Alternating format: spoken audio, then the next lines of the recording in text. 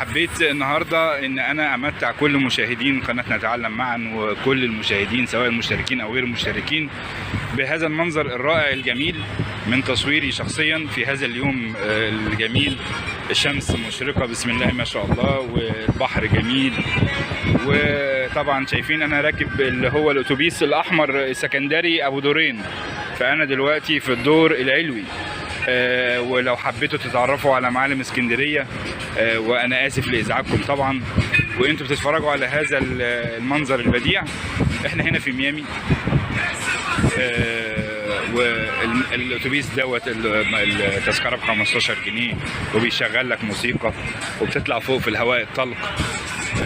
القعده جميله جدا وممتعه، الجو مشرق.